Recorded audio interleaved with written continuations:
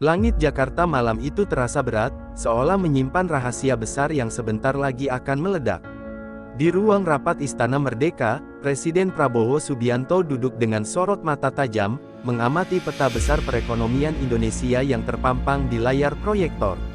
Di sekelilingnya, anggota Danantara, tim ekonomi khusus yang ia bentuk secara diam-diam, menyuguhkan laporan tentang ketergantungan negeri pada utang luar negeri dan dominasi para oligarki yang sudah berlangsung puluhan tahun.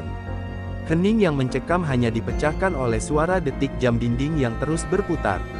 Prabowo menepuk meja dengan telapak tangannya, membuat semua orang tersentak. Kita tidak bisa lagi menjadi budak kapital asing. Kita harus ciptakan instrumen baru, senjata yang membuat uang bangsa ini bekerja untuk rakyat, bukan untuk segelintir elit. Suaranya bergetar, bukan karena lemah, melainkan karena tekad yang mengeras seperti baja. Di ruangan itu, semua merasa sedang menyaksikan lahirnya sesuatu yang akan mengubah wajah ekonomi negeri. Dari diskusi panjang itu, muncul ide yang awalnya dianggap gila, Patriot Bond. Obligasi nasional dengan bunga hanya 2%, jauh di bawah standar internasional. Tidak ditujukan untuk rakyat kecil yang sudah cukup terbebani, melainkan untuk para konglomerat yang selama ini menguasai bisnis energi, pangan, hingga properti. Konsepnya sederhana, tapi radikal, mereka dipaksa ikut serta dalam pembangunan, tanpa bisa lari pada permainan lama yang selama ini mereka kuasai. Seorang penasihat ekonomi sempat ragu, "Pak Presiden, bunga serendah ini akan dianggap tidak menarik oleh investor besar. Mereka bisa saja menolak." Prabowo menoleh dengan tatapan menusuk, lalu menjawab tegas, "Kalau mereka menolak, rakyat akan tahu siapa yang benar-benar mencintai negeri ini, dan siapa yang selama ini hanya jadi lintah." Kalimat itu menggema di ruang rapat, menyisakan rasa dingin sekaligus semangat yang membara. Di meja kerja, dokumen rencana Patriot Bond perlahan tersusun. Angka-angka dihitung dengan teliti, proyeksi anggaran negara disesuaikan, dan strategi distribusi dana dirancang. Prabowo menginginkan agar hasil dari obligasi itu langsung diarahkan pada proyek-proyek fundamental, ketahanan pangan, energi mandiri, serta infrastruktur digital yang bisa menopang generasi masa depan. Kita tidak boleh lagi hanya membangun gedung-gedung tinggi untuk segelintir orang. Patriot Bond harus menjadi darah segar yang mengalir ke seluruh tubuh bangsa, tegasnya. Malam semakin larut, tetapi semangat di ruangan itu tidak surut. Tim Danantara menatap layar komputer dengan mata merah, jari-jari mereka menari di atas keyboard, menuliskan blueprint kebijakan yang mungkin akan dicatat dalam sejarah. Beberapa di antaranya merasa seakan sedang berada di medan perang, hanya saja pelurunya bukan timah panas, melainkan angka, ide, dan keberanian politik. Prabowo sendiri duduk tenang, tangannya menggenggam sebuah pena tua peninggalan ayahnya. Ia menatap pena itu lama, seakan menyadari bahwa perjuangannya melawan oligarki adalah kelanjutan dari perjuangan panjang para pendiri bangsa. Ini bukan sekadar kebijakan ekonomi. Ini deklarasi perang terhadap ketidakadilan, gumamnya pelan, namun cukup keras untuk didengar para staf di sekelilingnya. Di luar istana, rakyat tentu belum tahu apa yang tengah dirancang. Jalanan Jakarta masih ramai, pedagang kaki lima berjualan, dan sopir ojek sibuk mengejar order. Mereka tidak sadar bahwa di balik dinding tebal istana, sebuah strategi yang bisa menentukan nasib anak cucu mereka sedang dipahat. Namun, riak kecil sudah mulai terasa. Bocoran tentang obligasi Patriot mulai beredar di kalangan pejabat kementerian, memicu desas-desus di gedung parlemen. Sebagian politisi tersenyum sinis, menganggapnya hanya mimpi besar yang akan kandas. Yang lain justru merasakan ketakutan, jika benar-benar dijalankan, maka dominasi para konglomerat bisa goyah, dan dengan itu, sumber kekuatan politik lama ikut runtuh. Di akhir malam, ketika semua orang sudah lelah, Prabowo berdiri dan menatap seluruh timnya. "Besok kita mulai bab baru. Jangan takut pada kritik, jangan goyah oleh tekanan. Kita sedang menulis sejarah. Ingatlah, bangsa ini terlalu lama tidur. Saatnya kita bangunkan, dan Patriot Bond adalah alarmnya." Ruangan itu hening sejenak, sebelum bergemuruh oleh tepukan tangan yang penuh keyakinan. Malam itu, lahirlah sebuah senjata ekonomi yang akan membuat Indonesia geger. Di sebuah ruang pertemuan mewah di Singapura, 9 tokoh berpengaruh duduk mengitari meja bundar berlapis kaca. Mereka adalah penguasa bisnis energi, properti, logistik, dan perbankan orang-orang yang dikenal sebagai 9 naga. Wajah mereka penuh kekhawatiran, meski disembunyikan dengan senyum tipis.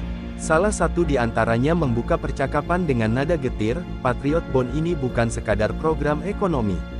Ini ancaman langsung bagi kita semua.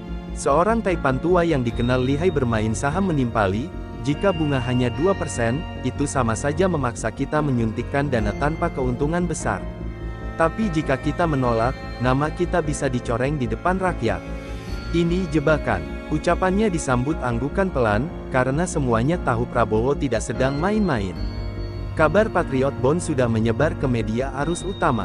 Judul-judul penuh nada sarkas bermunculan di layar televisi dan halaman koran, eksperimen berbahaya, Patriot Bond bisa hancurkan pasar, apakah Indonesia sedang membuka jalan menuju krisis baru?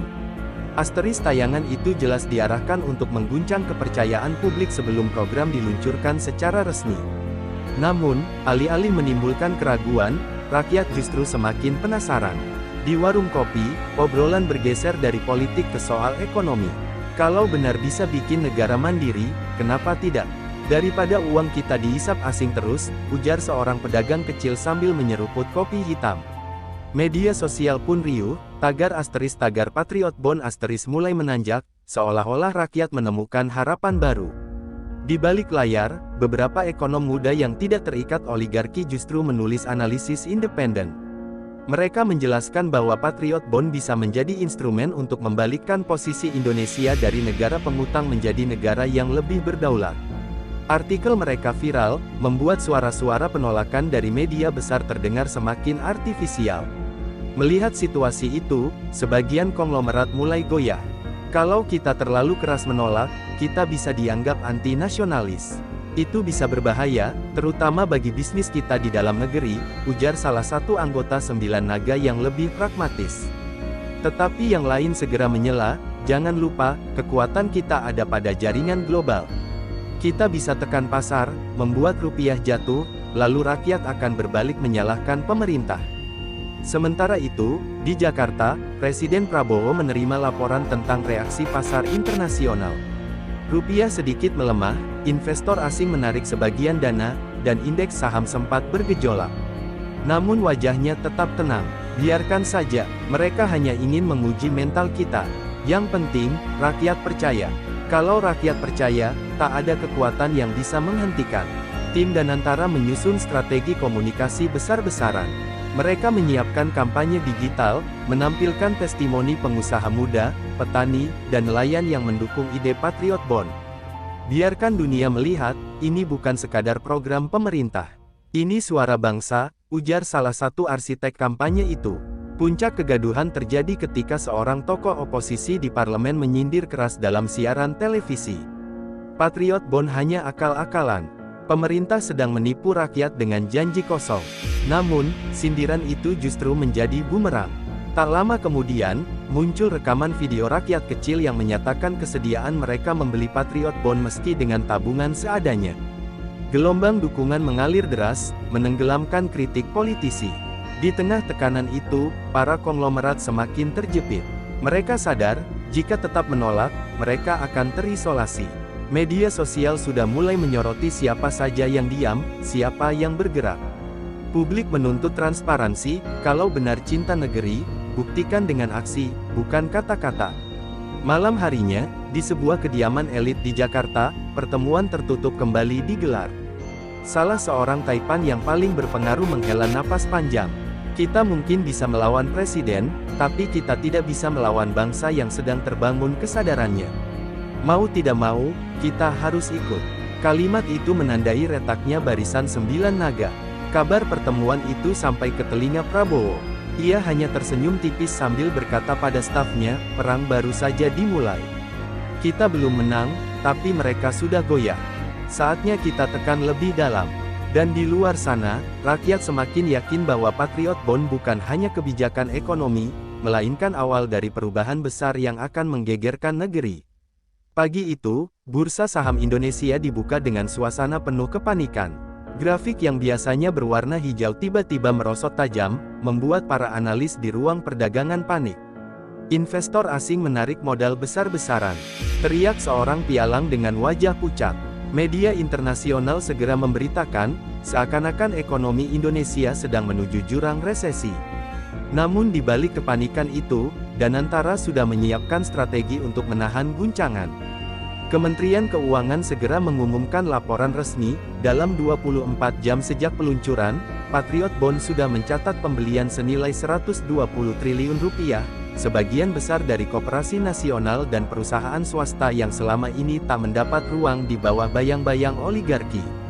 Pernyataan itu mengejutkan publik, bahkan membuat sebagian pengkritik mulai bungkam. Rakyat kecil yang mendengar kabar ini merasa bangga, seakan-akan mereka sedang menyaksikan pertarungan antara kemandirian dan ketergantungan. Di kalangan sembilan naga, kepanikan juga terasa. Mereka mencoba memanfaatkan pelemahan rupiah dengan menahan aliran modal.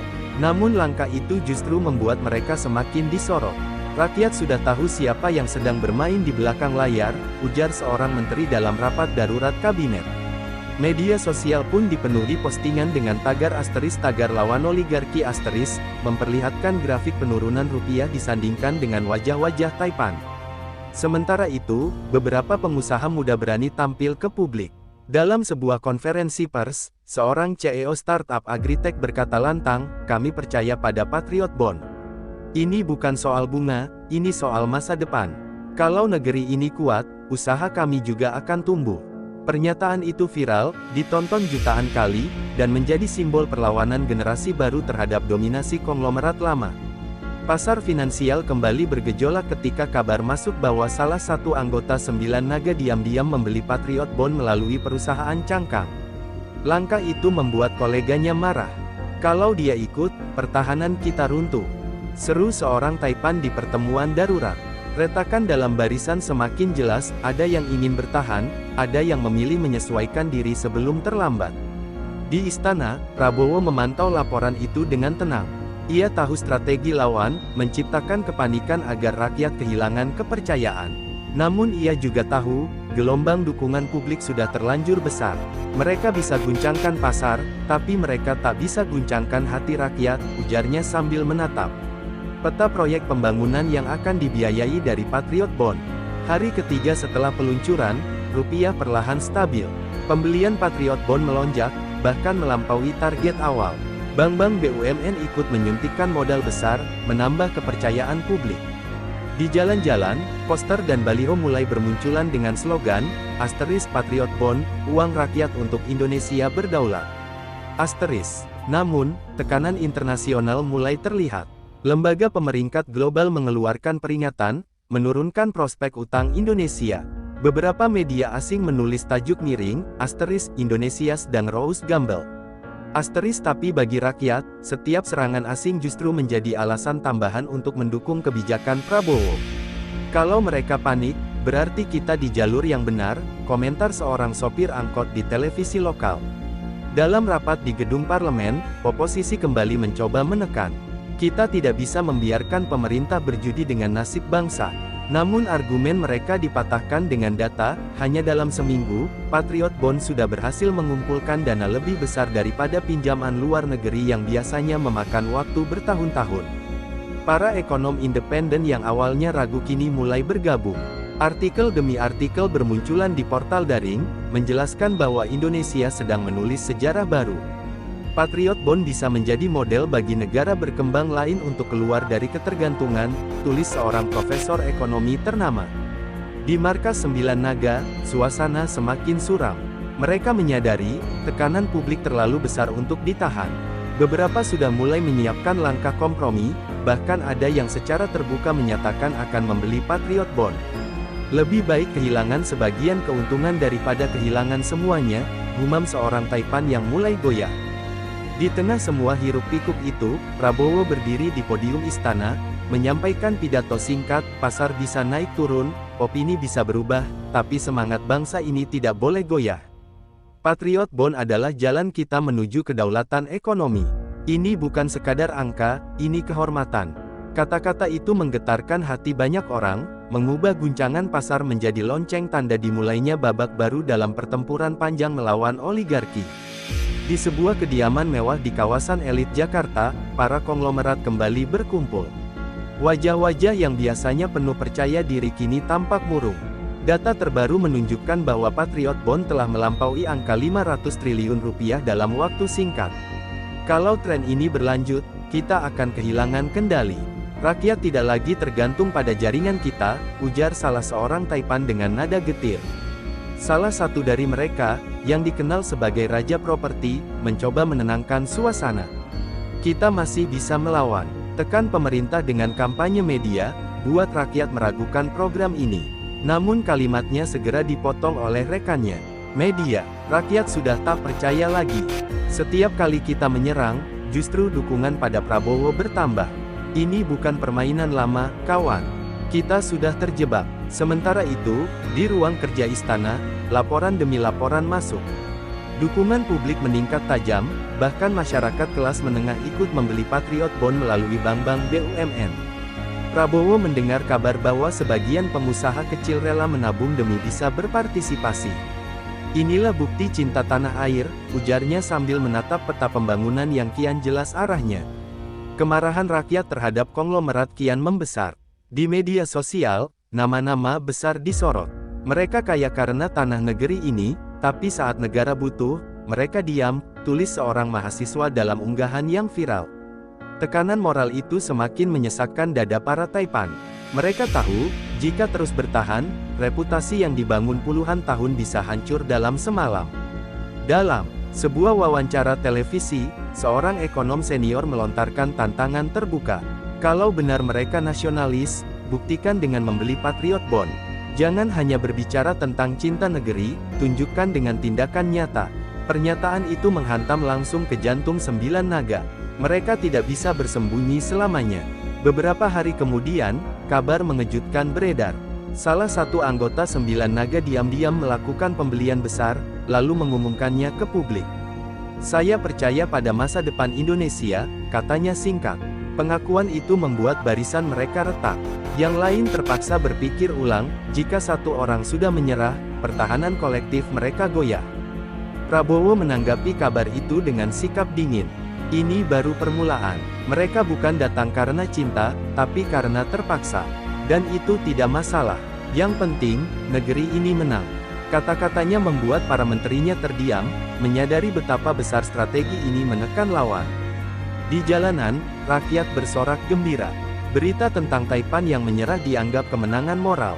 Akhirnya mereka tunduk juga, teriak seorang pedagang di pasar. Euforia ini semakin memperkuat legitimasi pemerintah, menjadikan Patriot Bond bukan sekadar instrumen finansial, tetapi simbol perlawanan. Tekanan internasional pun berubah arah. Awalnya, lembaga asing meremehkan, kini mereka mulai khawatir. Artikel di salah satu media ekonomi global menulis, Indonesia berhasil menundukkan oligarki dengan instrumen keuangan lokal. Dunia harus mencermatinya. Bagi Prabowo, itu sinyal bahwa Indonesia sudah mulai diperhitungkan. Namun, tidak semua Taipan langsung menyerah. Masih ada yang mencoba menahan diri, berharap badai ini akan berlalu. Mereka mengandalkan koneksi politik lama, tetapi gerakan rakyat terlalu besar. Dukungan mahasiswa, buruh, hingga petani menyatu dalam satu narasi, Patriot Bond adalah senjata kita. Ketika gelombang tekanan mencapai puncaknya, dua konglomerat lain akhirnya angkat tangan. Mereka mengumumkan pembelian besar-besaran di hadapan publik. Meskipun wajah mereka tersenyum, semua orang tahu, itu bukan senyum kemenangan, melainkan kepasrahan. Di ruang kerjanya, Prabowo kembali duduk dengan tatapan tajam. Satu persatu mereka tunduk. Bukan karena sukarela, tapi karena bangsa ini berdiri tegak. Inilah arti kedaulatan. Malam itu, istana diselimuti rasa lega, namun semua sadar, pertarungan ini belum berakhir. Masih ada babak berikutnya, ketika Patriot Bond harus membuktikan diri sebagai senjata ekonomi yang benar-benar membawa perubahan nyata bagi rakyat. Fajar menyingsing di Jakarta dengan suasana yang berbeda. Setelah berminggu-minggu penuh guncangan, Patriot Bond kini berdiri kokoh sebagai kekuatan baru. Dana yang terkumpul sudah menembus angka fantastis, cukup untuk membiayai megaproyek tanpa bergantung pada pinjaman asing. Di layar besar ruang rapat istana, grafik menanjak itu terpampang jelas. Prabowo menatapnya dengan mata berbinar. Ini bukan sekadar angka, ini tanda bahwa bangsa ini berani berdiri di atas kakinya sendiri, ujarnya penuh keyakinan. Proyek pembangunan mulai bergerak serentak. Di Jawa, sawah-sawah modern dengan sistem irigasi digital mulai dibangun.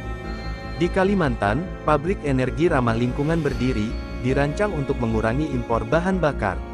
Sementara di Sulawesi, pusat data raksasa mulai dikerjakan, menjadi simbol bahwa Indonesia siap memasuki era teknologi global. Semua ini didanai dari Patriot Bond, membuat rakyat percaya bahwa uang mereka benar-benar bekerja untuk negeri. Rakyat kecil merasakan dampak paling nyata. Harga beras dan kebutuhan pokok mulai stabil, proyek infrastruktur membuka lapangan kerja baru, dan UMKM mendapat kucuran dana segar dari program turunan Patriot Bond. Di media sosial, beredar foto seorang buruh yang tersenyum sambil memegang sertifikat kecil pembelian obligasi. Ini bagian kecil saya untuk Indonesia, tulisnya. Unggahan itu viral, menegaskan bahwa Patriot Bond sudah menjadi gerakan moral. Di dunia internasional, gelombang keheranan muncul. Majalah ekonomi ternama menurunkan laporan utama, Indonesia's Economic Rebellion, From Debt Slave to Independent Power. Negara-negara berkembang mulai mengkaji skema serupa, sementara lembaga keuangan asing ketar-ketir. Mereka takut kehilangan kendali atas pasar yang selama ini jadi ladang keuntungan. Namun, kemenangan itu tidak datang tanpa perlawanan. Beberapa lobi internasional berusaha menekan lewat jalur diplomatik. Ancaman embargo terselubung, penundaan investasi, bahkan rumor sabotase mulai beredar. Tetapi Prabowo tetap tegak, kalau kita mundur sekarang, semua pengorbanan sia-sia. Lebih baik kita berdiri sampai akhir, daripada kembali jadi budak, katanya dalam rapat darurat kabinet. Para konglomerat yang sempat menolak kini memilih bungkam. Mereka sudah kehilangan momentum. Sebagian bahkan mencoba mendekat ke pemerintah, menawarkan kolaborasi demi menyelamatkan wajah mereka. Namun, rakyat tidak mudah melupakan. Nama-nama mereka masih jadi bahan sindiran di jalanan, mural-mural berisi kritik tersebar di tembok kota. Otoritas moral kini jelas, bukan lagi pada mereka, tapi pada rakyat yang percaya pada kedaulatan. Di kampus-kampus, mahasiswa membicarakan Patriot Bond sebagai studi kasus. Ini bukan hanya kebijakan ekonomi, ini revolusi sosial, ujar seorang dosen di hadapan ratusan mahasiswa. Generasi muda merasa dilibatkan, sesuatu yang jarang mereka rasakan sebelumnya. Dari sana, lahir gelombang baru anak muda yang percaya bahwa nasionalisme bisa diwujudkan bukan hanya lewat kata-kata, tapi lewat aksi nyata. Hari peringatan kemerdekaan tiba dengan nuansa berbeda. Prabowo berdiri di atas podium, mengenakan seragam putih yang gagah. Di hadapannya, ratusan ribu rakyat berkumpul dengan wajah penuh harapan. Dalam pidatonya, ia berkata, Patriot Bond adalah kontrak moral. Siapapun yang menanamkan kepercayaan pada negeri ini telah menjadi pahlawan masa kini. Kita buktikan, Indonesia tidak bisa lagi dikendalikan oleh segelintir orang atau bangsa asing. Sorak-sorai menggema, lagu kebangsaan berkumandang dengan penuh semangat. Di momen itu, banyak yang menitikkan air mata. Mereka merasa sedang menyaksikan lahirnya babak baru sejarah bangsa. Patriot Bond bukan lagi sekadar instrumen keuangan, tetapi simbol perjuangan kolektif melawan keserakahan. Efek domino pun mulai terasa di luar negeri. Negara-negara Asia, Afrika, dan Amerika Latin mengirim delegasi untuk mempelajari program ini. Mereka melihat peluang untuk melepaskan diri dari cengkeraman lembaga internasional. Indonesia tiba-tiba menjadi pusat perhatian, bukan karena sumber daya alamnya, tetapi karena keberaniannya menantang tatanan lama. Di tengah semua kejayaan itu, Prabowo tetap waspada. Ia tahu perlawanan belum berakhir. Oligarki bisa saja mencari cara baru, kekuatan asing bisa melancarkan strategi lain. Tetapi ia percaya, selagi rakyat bersatu, tidak ada yang bisa mematahkan tekad bangsa. Kita telah menemukan senjata ekonomi kita. Sekarang, tugas kita menjaga agar senjata ini tetap berada di tangan rakyat, bukan kembali direbut oleh segelintir elit, katanya dengan nada penuh peringatan. Malam itu, dari balkon istana, ia menatap ke arah Monas yang berdiri tegak diterangi cahaya lampu. Senyum kecil muncul di wajahnya. Bukan senyum puas, tetapi senyum seorang pejuang yang tahu bahwa jalan masih panjang. Namun satu hal pasti, Patriot Bond telah mengguncang dunia, sekaligus menegaskan bahwa Indonesia benar-benar bisa menentukan nasibnya sendiri.